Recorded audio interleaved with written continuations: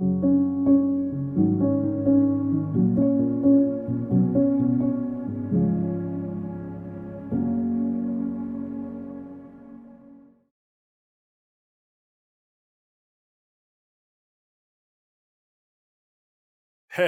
for this we will need the help of a spectator, so come on out.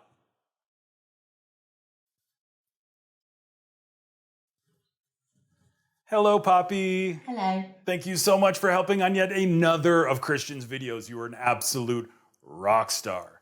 Now, what we're going to be doing here is super chill, but if for whatever reason you feel the need to stop the trick, let's just use the safe word, I don't know, wagon castle, okay? Hello. You already said hello. What? Yeah, like 4 seconds ago. Are you okay, or is this what it's going to be like the whole time? No. Okay, thank God. Let's just get on with the trick. Hello. You know what, Poppy? Here, just you take these cards. And can you please protect them? I put them in a very specific order, so guard them with your life and your hands. Now, while I put those cards in an order I like, I want you to put these cards in an order you like. Let's infuse them with maximum poppiness. Let's extract every last ounce of poppy. Wait, isn't that how they make opium? Anyway, what I mean is, let's mix these cards up according to your exact decisions every step of the way. So let's start off with an easy one. Do you want me to deal this card down or switch it with the next one? Switch it? All right, how about these ones? You know what, I'll even let you see them first. Do you want them to go down in the order they're in, or do you want me to switch them? Switch them, okay. How about these ones, Poppy? What order do you want them to go down in? This one, then this one, or this one, then this one? This one, then this one, however you like it. Do you want me to deal the next card down, or do you want me to deal the one after it instead? Deal it, okay. How about this? Deal it, switch it. You know what, let's get crazy, Poppy. Let's just grab a rando out of the middle. Now I can deal it down, switch it for the second one, or even switch it with the third one. Let's get wild. Switch it with the third. All right, how about these? Switch them. Okay, Poppy, which one do you want to go on top? This one, on top it goes. Finally, last two cards, all yours. Put them in whatever order you want. There you go. You nailed it. You mixed the hell out of those cards. How are mine doing over here? Well, then let's compare your very specific order to mine. You have an ace. I have an ace. You have a 2. I have a 2. 3, 3, 4, 4, 5, 5. Jack. Like I said, it's a very specific order, Poppy. 6, 7, 8, 9, 10, queen, and king. Every single card matches. That's seriously good. I'm absolutely baffled. Oh, you're being too kind. No, that's so good. Oh, thank you. In that case, hug? Wagon castle.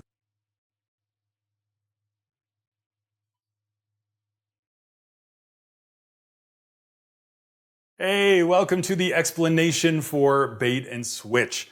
First off, I just want to say how much of a genuine honor it is to be here on Magic Monthly. I am such a huge fan of Christian's, so I was delighted when he asked me to stop begging him to be a part of this.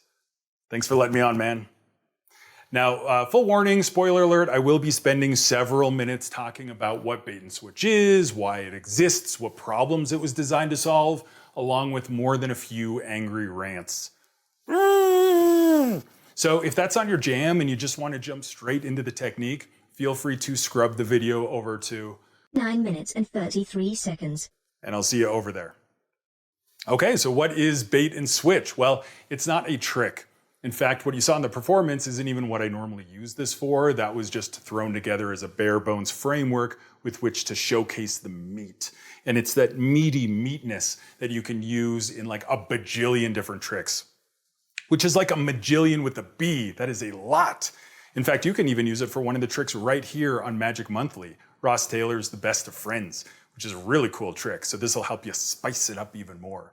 One thing I do want to say about the performance though is that I specifically made it to show you pretty much the worst case scenario. So if you thought that looked good, then great news, because that means when you perform it, it's pretty much guaranteed to look even better.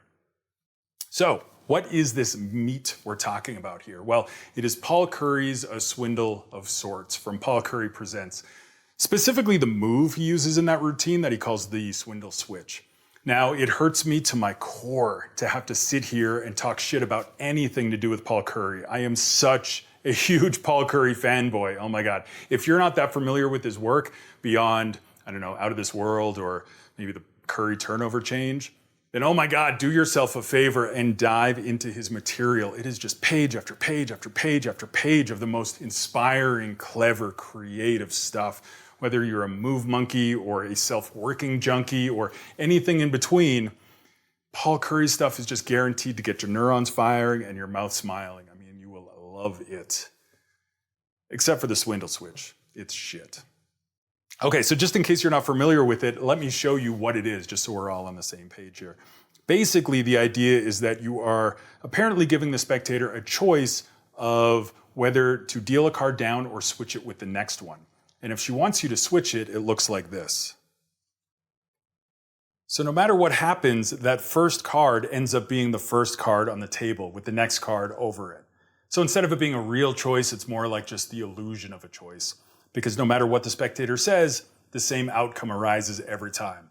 And then you just repeat that over and over and over and over and over again throughout an entire packet of cards. So that's the original way of doing it. I have a lot of problems with that. I was going to ramble on for like 4 hours about my issues, but I ended up condensing it down to a really solid 3.5. So let's just take a look at the nutshell. One of my first problems is that the method isn't hidden. It is out on full display for anybody to catch, which normally wouldn't be so bad. We do discrepant stuff all the time. But the problem is that you don't just do it once. You do it over and over and over and over again, repeatedly. And that means that with every repetition, you're really pressing your luck that the audience might catch on to what's really going on. Another issue is that everything is very rigid and confined. Even in theory, the cards are not getting mixed up very well. Like if you were to do this for real, where you're really mixing them up, you'll find that no card ever ends up more than one card below where it started out. That's it. That's not a very good mixing procedure. And what that means is that you could do this for real with letting people really mix them up in this way, and you can still deal them out in order just by doing tops and second deals, right? I mean, if they were marked or punched, then you would know where to do them. But it just showcases how little the cards are really getting mixed up, which is not great, even in principle, right? Another issue is that there's no visual variety. And I think just variety on its own with something like this that's repeated so often with the method so out there on display, just having some visual variety might help make it harder to see and track and understand what's going on. But there's none of that, right? So you end up hanging your hat on one method for the whole thing that is out on full display, right? It almost makes me think of Di Vernon's oft-quoted quip. What is it? A good magic effect should be easily described in one sentence. But he was only half right. I mean, if you ask me, I don't even agree with it in the first place because I don't think we experience magic with grammar. You know, we experience it with the feels. But that's beside the point. Let's live with Vernon's quote for a moment. What do I mean by he's only half right? Well, I think an even better quote would be, and every good magic effect should be easily described in one sentence, but its method shouldn't. So let me tell you a little story to highlight what I'm talking about here. Maybe like, I don't know, 10 years ago-ish, I was on Reddit and there was a magic video that blew up. It went super viral. And it was of this young teenager doing three fly. It turned out to be Moritz Mueller before we ever knew who Moritz Mueller was. But it was awesome. His technique was on point. He had all these really great subtleties. He was charming as fuck. It was wonderful. But then you go into the comments, and the number one comment, the most popular comment, the one with the most votes, was only 5 words long. He has an extra coin. That's it. It was over. Everybody was like, oh, that solves it. On to the next video. And it's so disheartening, you know? And you put in all this time and effort and made it so magical, and it's so easily dismissed because it can be summed up in such a short, easy sentence, right? In this intuitive way. And it sucks even more because some of my favorite magic, its methods can be described in one sentence, right? He palmed a card, he switched the bill, he started in Stay Stack and used the Gilbraith principle to get his sunken key card so that the undue influence control could force the insurance policy. I mean, all of these don't make it very difficult for an audience to intuit what's going on, right? That's why some of my favorite creators are guys like Pitt Hartling, Helder Ramirez, Christian Grace, where they're so good at creating tricks that instead of having one large underlying method, they have a bunch of tiny little methods that work together into a tapestry that is really difficult to describe in one sentence. And that's kind of a high bar to achieve. But I think the closer we get to that with our magic, really ultimately the more deceptive our magic will be. So let me bring this back down to a swindle of sorts for a moment with the repetition and the visual variety, and try to contrast it with another routine that uses a lot of repetition, the ambitious card. So what do all great ambitious card routines have in common? Every phase is different, right? Whether that means they look different from the front, or whether that means they look the same, but behind the scenes they're doing different methods. What this does is creates a moving target to make it really difficult for an audience to try to pinpoint what the hell is going on. Plus, some of the methods can cancel each other out to make it difficult to suspect those methods in the first place. Plus, the visual variety just makes it more interesting and captivating to watch. Like, imagine if you came out and did an ambitious card routine that was tilt, tilt, tilt, tilt, tilt, tilt, tilt, tilt, done. We would look at you like you're insane. But yet a swindle of sorts gets a pass? I don't think it should. I mean, if all of these strategies are so good at helping a routine like the ambitious card where all the methods are secret, imagine how powerful those same strategies can be when applied to a routine like a swindle of sorts, where the method is just dangling out there in full view. So that's what bait and switch is.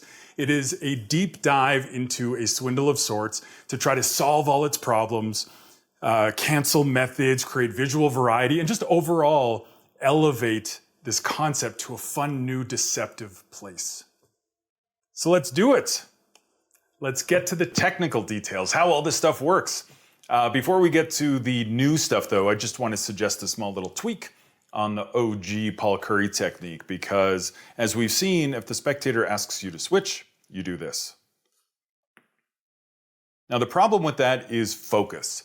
All the focus stays on one card the entire time, which makes it easy to follow where that card goes, right? And considering the whole point of this is to not make it easy to see where cards are going, maybe not the best strategy.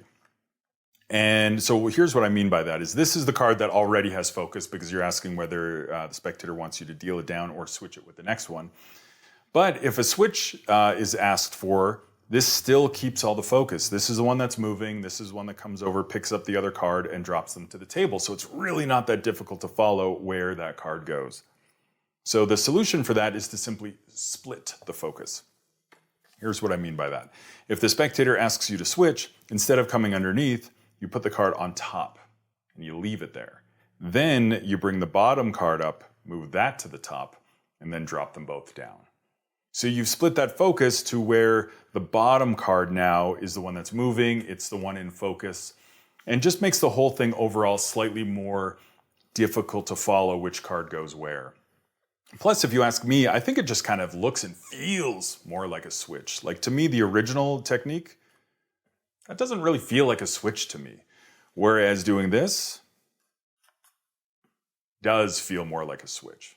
So whether you hate every phase I'm about to show you and you want to stick to Paul Curry's original framework, or you want to use Paul Curry's phase among all these other phases, either way, this little tweak will just make it slightly more deceptive.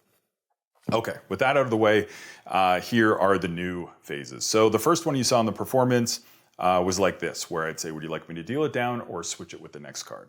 If she says switch it, you go switch it, okay. And this is based on what's called the Daly's Delight switch. The move goes way back before Doc Daly. Mentalists and spiritualists were using them in the 1800s, late 1800s, with like chalkboards, little slates. But the name Daly's Delight has stuck for this style of switch. He used it in the Phoenix magazine for a follow the leader type of a routine, where at one point he goes and switches the cards and he does that, which I think is terrible. I don't like that move at all. So it's kind of funny that I'm now, using something based off of that. But I do think the Swindle framework and sort of a context works better for this type of a thing. But basically what's happening is there are two switches going on. One of them is explicit and overt, and you're drawing all attention to it. And then the other switch is a little more sub rosa. It's implicit. So the open switch, the one you're drawing attention to, is like this top change type of a switch, where you do that. The subtle switch is the anatomy switch, because you're originally talking about dropping a card from your right hand, yet you end up dropping a card from your left hand.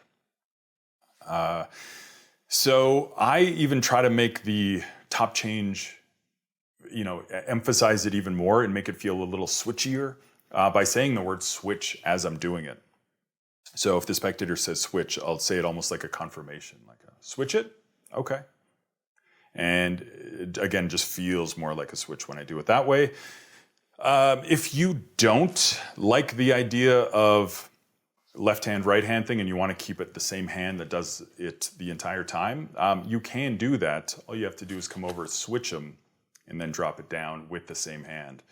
But in order for you to do that, you will need to do a fake top change, which is what I just did.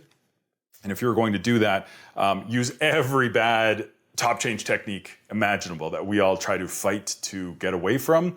You need to bring that all back in and use them all. Because normally with the top change, we're trying to keep the finger movement as minimal as possible, as silent as possible, as invisible as possible. But in this case, we want people to see and hear and just feel the switch. So we'll do everything. We'll have a grip change starting here, ending here.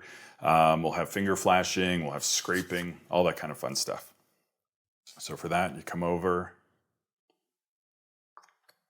and do that, and then drop it down. So either one, I wouldn't recommend doing both of those styles in the same sequence, obviously, since there's some continuity errors that can happen there. But whichever one you choose, feel free to stick with it. I personally prefer this style, but whatever works for you. Okay, so the second phase, this is so good. It is from my friend Rich Aviles. When I was sharing him a lot of these ideas with him several years ago, he hit me back with this, and I loved it. So smart. So what it is you get to do it face up. And that's what's so nice about this, because it really escalates the conditions, because you're giving the spectator more information for her to make her decision with. Plus, both situations that can happen just feel right, like how it should have been done. So to start off with, you take both cards as a unit and you turn them over as a unit. And you hold them here above the tabled packet, and you say, would you like me to deal them in the order they're in, or would you like me to switch them first? And in the performance you saw, it was a switch, so you literally do what you promised to do. You switch them and you turn them over. And that feels right. It feels like that's exactly what you said you were going to do and how it should be done. However, if the spectator says deal them in the order they're in, just keep them how they are, you say, okay, so 2 first, then the 7. However you like it.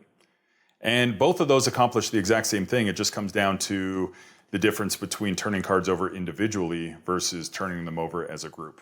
It sort of cancels that out. Really nice. So thank you so much to Rich for developing this in the first place, and for letting me share it with everybody here on Magic Monthly. I really appreciate that. He's such a smart dude.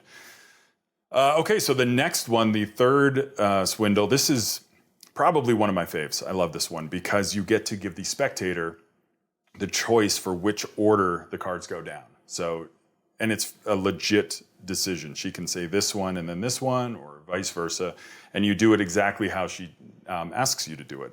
So that's what's nice about it, because it's so clean and fair, because for real, there is no method. Okay, so the fourth swindle, this is an attempt to kind of throw a wrench into the whole mix, because even though all the phases use like different handlings and some different ideas, most of them still share a similar underlying method, and that includes Paul Curry's original as well. And by that, I mean the method of the single card, if it needs to be dealt on its own, that is done legit. But if a spectator wants you to switch it for the next one, that's when you have to do like a move or a ploy or just something sneaky. And that permeates most of these phases. So this fourth phase was an attempt to switch that and kind of flip the script so that if you're dealing a single card, that's when you're doing the sneaky stuff. But if you deal the second card, that's when you're doing it legit. So here's what I mean by that. You would say, do you want me to deal the card down, or do you want me to deal the second one instead? If the spectator says, deal this one down, that's when you do a double deal, right? And I should have mentioned it's a double deal from the beginning. When you're doing your demonstration, you already have the double. I get the double in the previous phase when I'm saying which order do you want these cards to go down. I will do a pinky count, so that as soon as I drop them, I can immediately go into the push-off. And then you keep that double side jogged. So again, if the spectator says deal the single, you're actually doing the move. That's the double.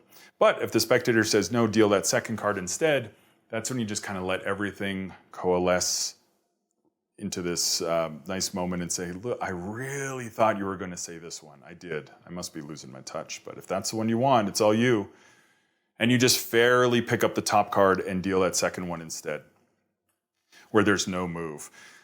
Technically, you could make a move out of this, where if you have this double side jogged, you could do like a Larry Jennings optical toss kind of a thing, where you square the bottom card of the double with here so that it looks like this card never comes flush. Obviously, that would be done faster. And she was just showing you the mechanics of it. I don't like it, in my hands at least, because I feel like everything else is so loosey-goosey and free and fair that all of a sudden, for me to do a move just didn't feel right in my hands, but maybe in yours, it'll feel awesome. So feel free to play around with that, but either way, you'll end up with a couple cards there. The next one is tied for my favorite. I love this one. You'll see why it's tied here in a second. Because this is the one where you say, hey, do you want me to deal this down or switch it with the next one? Or hell, let's get crazy. Let's just grab a card out of the middle. Now I can deal that down, switch it with the second one, or even switch it with the third one. Let's get crazy. Poppy, what do you want to do?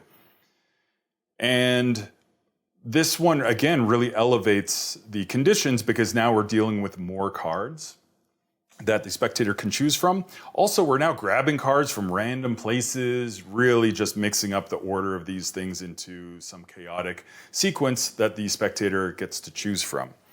And the way this method works is, do you remember back when I said this? It's so clean and fair, because for real, there is no method. For real, there is no method. There is no method. There is no method. Yeah, about that. I basically just lied to your faces. I mean, it's not so much that there's no method, it's just that there's no method at that moment. We're just delaying the method until right now. So this phase and that third phase, and even that fourth phase, they basically embody a couple of personal breakthroughs I had when sort of diving down this Swindle of Sorts rabbit hole. So let me just briefly explain what those are, just so you don't get stuck in those same traps that I did. The first sort of box I put myself in, unfortunately, was getting stuck in the same framework as the original in terms of the ordering of the cards. Because typically, your starting order needs to be the reverse of your end order. And that makes sense, because when you're doing the Swindle of Sorts, it's the equivalent of basically just dealing through the cards. So it's understandable why that starting order would need to be the reverse of the finishing order. But when I realized, oh my God, it actually doesn't matter what the starting order is. All that matters is the finishing order. Like you can have any starting order you want. And as long as you have a concrete, predetermined way to get from that order to the finishing order, that is all that matters. And that opens up a lot of really cool opportunities that we'll see here in a moment. The second little personal breakthrough, the little blinders that I had on, were that I was treating it like the original in terms of, well, what do I do with these two cards? They need to reverse, but I don't know, okay. Now how about these two cards? Okay. And every little situation was like a 2-card bubble. And every little bubble was independent of every other little bubble, right? They didn't affect each other, they didn't influence each other. So once I realized, oh my God, I could just pop all the little bubbles and have everything live in one big bubble where things can be threaded and they can affect each other and move around and do their own thing. Again, it opened up a lot of really cool possibilities. So let me basically go back in time a little bit and show you how all those things come together. So let's assume we've just finished the first 2 phases. So there are 3 cards on the table. This is the 4th card. You take it in your right hand. The left hand pushes over its next card. And this is when you say, which order would you like me to put these cards down in? And this feels so free and fair for one specific reason. Because this card, the 4th card, is not the 4th card in the sequence. This is actually the 7th card in the sequence, so it belongs way down over here. But like we said about making the starting order anything we want, we can put the 7th card in the 4th position to start with. And that's what creates this really cool opportunity because we know this card is not going to stay there. It's going to eventually end up further down. So if we know that card's not going to stay there and it's going to be going away, then what we're asking the spectator is essentially, do you want me to put this card down or do you want me to put this card down? Because either way, once we pull this card away, that's basically what's happening here.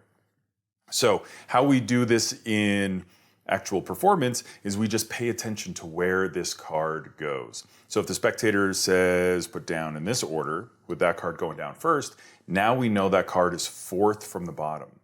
But if the other situation happens where the spectator says throw this one down first and then this one, now we know it's 5th from the bottom. So all you need to do is remember where this one goes. And you only need to remember it for 15 seconds or so. It's not very taxing on the brain.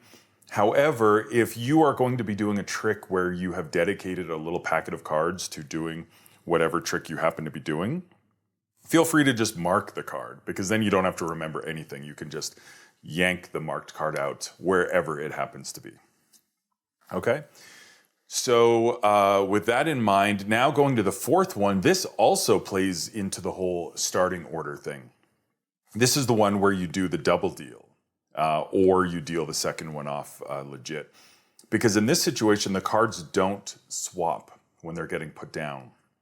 So because of that, the starting order, you need to actually pre-swap them in the order so that when they go down, now that undoes that. That'll make sense when you start playing with this stuff. But now we get to this situation again where it's deal this one down, switch it with the next one, or switch it with some random one in the middle and you go and grab one out of the middle. But now we know it's not a random card. You're reaching in and you're pulling out the original 4th card. Okay, but again, you do it really fast as though you're just grabbing some random one. You don't want to sit there and study it to pull out just the right one. And so that's what's so great about this phase and that 3rd phase is both clean each other's dirty work up and create opportunities for the other phase that elevate both of them up to a much stronger situation than either could have gotten to on their own. Oh dear, that's a double whammy. Yeah, it's absolutely right, Poppy. A double whammy. So once we're here, it's basically like the Daily's Delight switch, just with 3 cards now instead of 2. So if the spectator wants you to drop it, you drop it. If she wants you to switch it with the second one, you just come and do a Daily's Delight switch with the second card, almost pretending that 3rd one doesn't exist. However, if she wants you to switch it with the 3rd one, that's what you saw in the performance, that's when you do a 2-for-1 switch. So you come over and you take both cards in your right hand, leaving just the one in your left hand, and you drop that. Whichever situation happens, you're going to be left with 2 cards, and now you can do any 2-card phase that you like. Here is where I will typically do that tweaked version of the original Paul Curry technique. So I'll bring the bottom one to the top and drop those on top. Now we get into kind of a different style of phase, where traditionally we've kind of stuck to more technical strategies. In this case, we're going more in the linguistic direction, almost kind of bordering on equivoque style. You'll see what I mean here. You deal the first card onto the fingertips and the next card onto your palm, and you put these down next to the tabled pile. You don't want to be doing this farther away, and you'll see why in a moment. If the spectator says this one, first of all, the question is, which one do you want to go on top? So in the performance, spectator says this one, so you say, okay, on top it goes. And that's great. It feels exactly like how it should have gone, like what you were asking the spectator to choose. It feels right. However, if you're here and you say, which one do you want to go on top? And the spectator says this one, you say, okay, on top it goes. And you just let it slowly fall on top. That's why you do it next to the packet, because that's where the ambiguity lies in terms of what does top mean. With the 2 cards in the palm, if this card is selected, then top means which one out of the 2 cards. However, if this card is chosen, top means top of the packet. Okay, but either way, it's going to end up with that card there with this card on top. And now we get to the last 2 cards. This is the final phase. I call it the Snow White phase because it is the fairest of them all. And you get the spectator to put them down in whatever order she wants. You hand them to her, so she does it all herself. And this is such a nice picture to end on, right? All the cards are out of your hands. She's holding on. She's the one making all the decisions, dropping them in whatever order she likes. It could not be more fair. Although, I still try to make it seem a little more fair. And the way I do this is, you didn't see it in the performance just because I was the one dropping them, so it would have seemed weird. But anytime I'm performing this for actual real people, after she drops them on top, I always say, oh, wow, you just put them both on top. That's so cool. Most people, when I say put them in whatever order they want, they start jamming them into various parts of the packet. That's so cool. You're so unique. And you almost praise them for them being, weird or different. Suggesting that they could have put them in different orders. Obviously, nobody ever will put them in different positions just because you've conditioned them phase after phase after phase after phase after phase, that the cards end up stacking on top of each other. But your language does suggest that they could have put them in whatever order they want. Either way, just a fun little thing to add to make it harder to backtrack that cards could have been. And in fact, most of the time, people do put them in various different orders, making it hard to understand how that could have possibly be the case and still work out.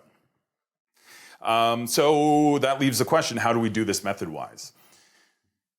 2 options here. One is to construct and engineer an effect where the final 2 cards are the same. So let's say you're doing cards that have letters on them, and so you're going to reveal a word. If you can have that word have the same last 2 letters, so like employee or kindness or, kangaroo, Pompeii, anything where the last 2 letters are the same, then you could just hand the 2 cards and she can put them down in whatever order, and it doesn't matter because they're effectively the same. Alternatively, you could do it with a number revelation where the first 2 numbers or the last 2 numbers are the same. I'm very fortunate where I live in Nevada, the area code is 775. So all the phone numbers get to end with 77, which is really cool.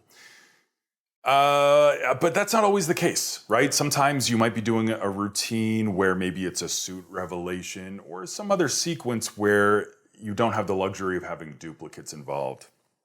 So in that situation, 50% of the time, you're going to be golden because the spectator will drop them in the order that you need them to be in.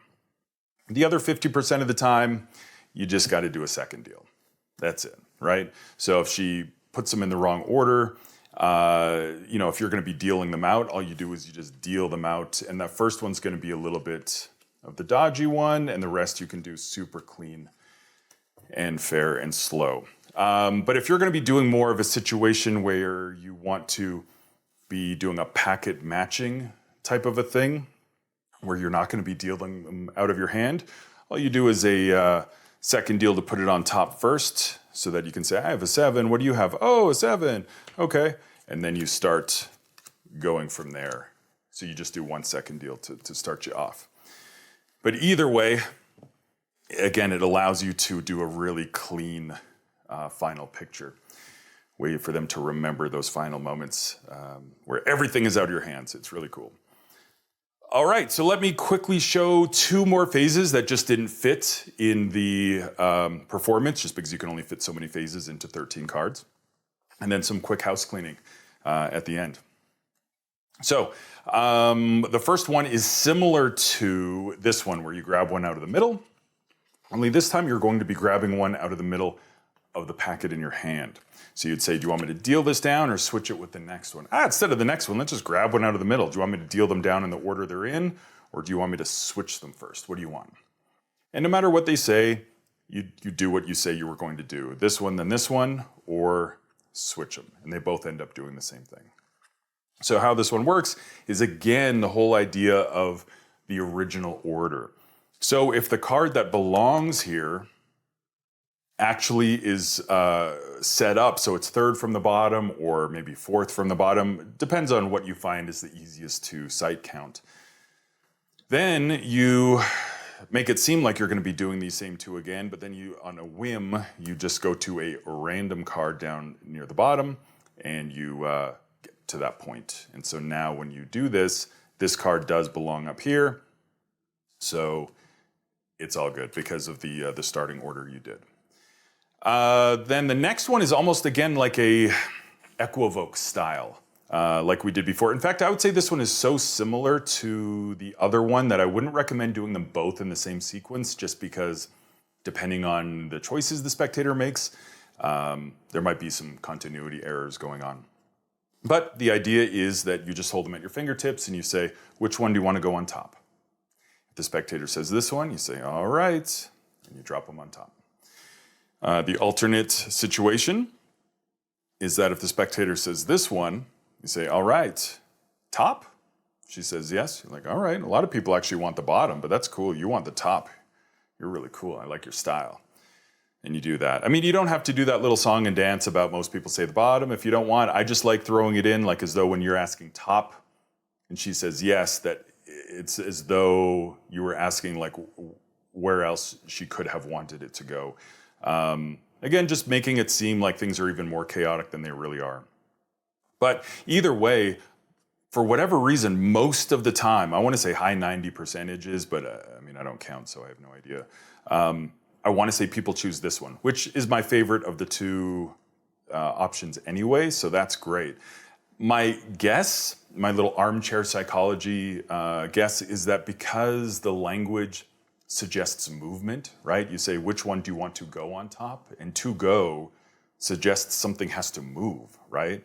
This one can't to go on top because it's already on top. This is the only one that can be to go on top. So I'm guessing maybe that has something to do with it. Who knows? Maybe it's some other psychological thing at play. Regardless of the answer, I'm happy to take advantage of it for whatever reason, and most people say that, which is good. So those are a bunch of phases for a nice little library of techniques and approaches that we can use to mix and match and put in various orders that we like. I will say, though, whichever ones you decide you want to go with, make sure that the Daily's Delight style phase, this one, make sure that one is practiced up and ready to go at a moment's notice, even if it's not one of the ones you specifically choose for your actual proper sequence. And here's why. Because now that we're dealing with an order that is predetermined, where certain things need to happen at certain places, you need to be exact of where you are. So what I mean by that is certain phases will change where you are. It sounds confusing. Let me give you an example. Let's say this one here, where it's the second deal. Or sorry, not the second deal, the double deal. If the spectator asks you to deal that single card down, you're dealing a double. So 2 cards go down. However, if the spectator says that she wants you to deal the second card instead, now only 1 card goes down. Or for another example, this one here. The spectator chooses this one, 2 cards go down. However, in this situation, if she chooses this one, 1 card goes down. Why am I mentioning this? Well, because depending on the decisions the spectator makes, the where you end up in your sequence will change. So if you had planned out for 2 cards to be laid down, but now all of a sudden you have 1 down, well, now you're 1 card behind in your sequence from where you thought you would need to be, and that's going to mess up where now you need to start pulling cards out of the middle or one's down here. It really affects things, so you need to be at a very specific place to be doing some of these other phases. So, why I'm saying you need to have this one in your back pocket ready to go at any time is because this one only ever deals a single card, no matter what. So what that means is that if you do a phase where you're planning on having 2 cards be laid down, but only 1 goes, well, now you can just bust this out to get 1 card down to get you back on track for where you need to be for the rest of your sequence. Okay, so I know that sounds confusing, but again, when you play with this and you kind of live with it for a little bit, it'll all start to make sense and click.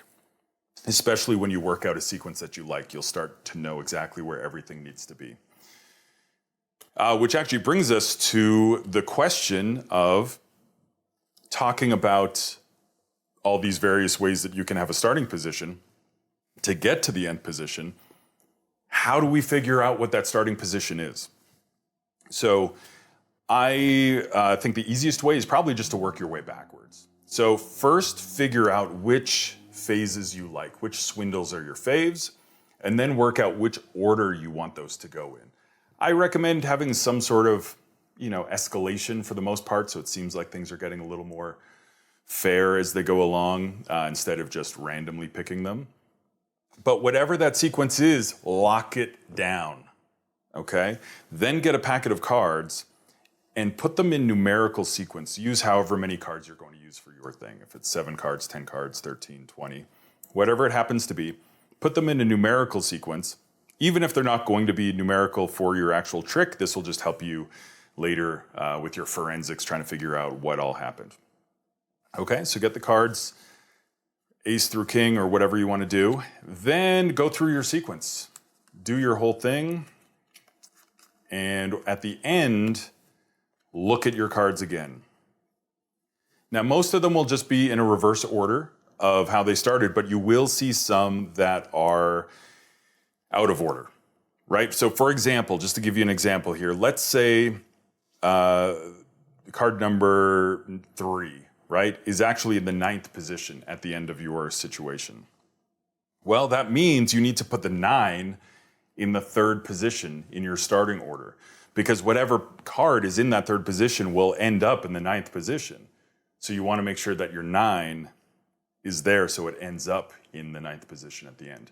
Again, sometimes it's hard to wrap your head around kind of what's going on. It might take you a few attempts. But once you get the proper order and you work through it and it works, I highly recommend you write it down or you take a photo, just so that if you don't do it for a little while, you don't have to go back and reverse engineer it all over again. You kind of have that work already done. So just to give you a proper example, this is the order that the cards started in for the trick you saw in the performance. So again, king, queen, 10, then it goes 6, 9, 7, 8. This section here is kind of the messed up one. The 7 is actually in the right order, right position. It's more the 8, the 6 and the 9. The jack, that's a bit of a red herring. That one is intentionally put there just because that was when that little like blip happened in the performance where, you have a jack. It seemed like it was going in sequence and then turns out the other one had a jack too. and they went just for a little drama. So that's a bit of a red herring here. If you want to see what it would look like to do that exact same sequence, but actually end up in numerical order, this is what it would look like. So it'd be king, queen, jack, 7, 10, 8, 9, 6, 5, 4, 3, 2, ace. And if you start in this order and you do the sequence you saw in the performance, you will end up in ace through king by the end of it. All right? So that is bait and switch. If you're looking at that saying, damn, that's complex. I mean, yeah, you're right. It is complex by design. But the complexity is only behind the scenes. That's what allows everything to feel so free and fair from an outward perspective. There's that huge juxtaposition behind the complexity of the method versus how simple and straightforward it appears to the audience. That complexity is what makes it so deceptive. Because sometimes we're really switching cards, other times we're fake switching cards, sometimes we're doing the method in the moment, other times we're delaying that method until later, and other times we did that method way before. Plus, when you mix in custom starting orders, linguistic shenanigans, and visual variety, I mean, we're hitting a level of complexity that no layman could ever realistically hope to grasp. So with Paul Curry's, where each repetition brings the audience closer to understanding what's going on, with bait and switch, each repetition strengthens the method because each phase layers and builds on top of each other to work together. So I invite you to create your own techniques so we could build out this library of phases into a really cool, powerful arsenal that we can use for these types of routines and for others.